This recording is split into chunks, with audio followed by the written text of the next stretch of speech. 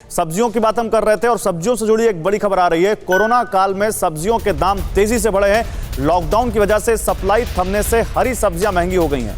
नासिक मंडी में लगातार प्याज के दाम बढ़े हैं और एक समय जो 600 से 700 रुपए प्रति क्विंटल नासिक मंडी में प्याज का दाम था, वो 2000 रुपए तक पहुंच गया है नासिक मंडी में प्याज का दाम।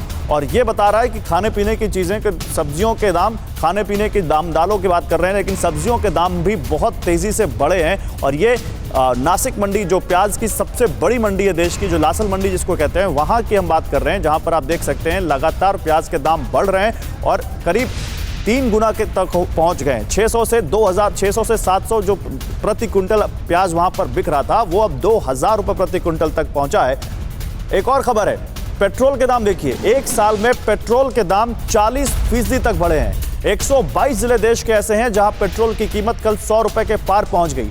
राजस्थान और एमपी के सभी जिलों में पेट्रोल 100 रुपए के पार बिक रहा है। राजस्थान के श्रीगंगानगर में पेट्रोल सबसे महंगा था, 104 रुपए से ऊपर, करीब 105 रुपए के पास पहुंच गया पेट्रोल कल वहां पर। सवाल यह है कि क्या वाकई कोई तरीका नहीं है लोगों को राहत देने का सरकार के पास, या सरकारें देना नहीं चाहती क्योंकि उनकी कमाई भी बहुत नहीं है इस लॉकडाउन में। आइए आपको जल्दी से बिग वॉल पर और डेटा दिखाते हैं और उसके बाद चलते हैं अपने एक्सपर्ट के पास, जिनसे हम बात कर रहे हैं कि कैसे इस महंगाई को समझा जाए। आप समझिए, 29 मई 2020 और 29 मई 2021 पेट्रोल की कीमत और डीजल की कीमत केवल दिल्ली में क्या थी, इस एक साल के दौरान कितनी बदली है, आप समझेंगे तो पता चलेगा कितनी महंगाई बढ़ी है। पेट्रोल 71 रुपये 26 पैसे था प्रति लीटर 29 मई 2020 को, और पेट्रोल आज जब हम बात कर रहे हैं तो 93 रुपये 94 पैसे के पास पहुंच चुका है। डीजल 69 रुपये 39 पैसे था तो 2020 में, आज से ठीक एक साल पहले, तो आज 84 रुपये 89 पैसे, करीब 85 रुपये पहुंच चुका है। हालांकि आपको इस बात का भी ख्याल रखना होगा, जो बात मैंने अभी विजय जी से पूछी थी, उस समय जब हम बात कर रहे हैं तब क्रूड के रेट काफ़ी कम थे और आज क्रूड के रेट काफ़ी बढ़े हैं। तो इस वजह से भी, क्योंकि देश में अब फ्री कर दी गई है पेट्रोल डीजल की कीमतें, सीधे इंटरनेशनल मार्केट से लिंक होती हैं। अगर वहाँ बदलाव होता है तो रोज़ सुबह 6 बजे यहाँ पर कीमतें बदल जाती हैं। कैसे, अब इसमें कुल कीमत क्या है पेट्रोल की या डीजल की, आप समझिए। बेस प्राइस, किराया, माल भाड़ा जिसको हम कहते हैं, फिर केंद्र का सरकार का टैक्स जिसको एक्साइज ड्यूटी कहते हैं, डीलर का कमीशन और राज्य का वैट, ये सब इसमें जुड़ता है। इसमें जो बेस प्राइस देख रहे हैं, माल भाड़ा देख रहे हैं, इसमें फिर रिफाइनिंग कॉस्ट भी जोड़ते हैं। वो बहुत सारी चीज़ें होती हैं जो मिलकर यहाँ कुल कीमत होती है। लेकिन हाँ, जो ये बेस प्राइस है, ये यहाँ तक पहुँचते पहुँचते करीब 3 गुना हो जाता है, बहुत ज़्यादा बढ़ जाता है। 30-32 रुपये प्रति लीटर पड़ने वाला क्रूड पेट्रोल बनते बनते यहाँ पर आपको 90 से 100 रुपये के आसपास पहुँच जाता है। और इसी को लेकर सबसे बड़ा यहाँ पर सवाल उठता है कि क्या सरकारों के पास आज इस समय, विपिन देखिए, अभी यहाँ पर बात हुई कि लोग, क्योंकि पॉलिटिकल पार्टियों को अपने पॉलिटिकल वादे पूरे करने होते हैं, इसलिए भी उनके पास बहुत ज़्यादा रूम नहीं होता है। तो पेट्रोल डीजल, क्योंकि दिल्ली की अगर बात करें तो दिल्ली में वैट से एक बड़ा चंक आता है सरकार की कमाई का।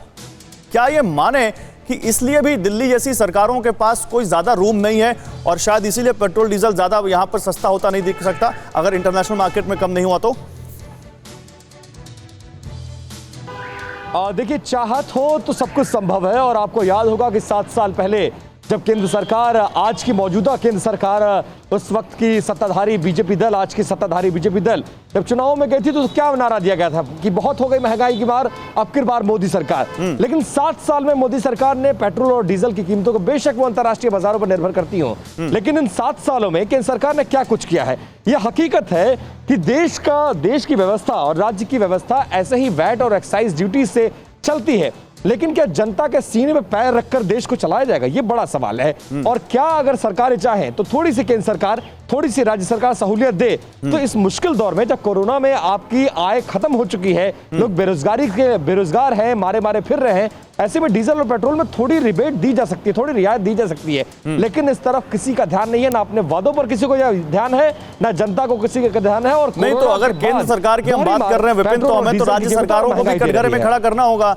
दिल्ली में अगर पेट्रोल 94 रुपए है तो राजस्थान में 105 रुपए क्यों पहुंच गया? जाहिर है सरकार ने वहां पर ज्यादा वैट लगा रखा है। बिल्कुल बिल्कुल, ये वाजिब सवाल है। बिल्कुल बिल्कुल, देखिए राज्य का आकार भी तो देखिए, वहां के इनकम भी तो देखिए, उनके पास सोर्स क्या है, ये भी एक सवाल है। सरकार कोई भी हो, जो भी टैक्स लगा रहे हैं, उनको ये सोचना होगा कि टैक्स हम जिस शर्त पर लगा रहे हैं, जिसके ऊपर लगा रहे हैं, वो क्या इस कंडीशन में है कि वो हमें इतना टैक्स दे सकता है। राज्य को चलाना जरूरी है, लेकिन जनता की खून पसीने की कमाई को निचोड़ के पूरा झोंक देना, ये कहीं ना कहीं गैर वाजिब लगता है। और इसमें राज्य और केंद्र सरकार दोनों का रोल है, जो दोनों अपना रोल नहीं निभा रहे हैं। फिक्र आपकी, सोमवार से शुक्रवार रात 9 बजे सिर्फ TV9 भारतवर्ष पर।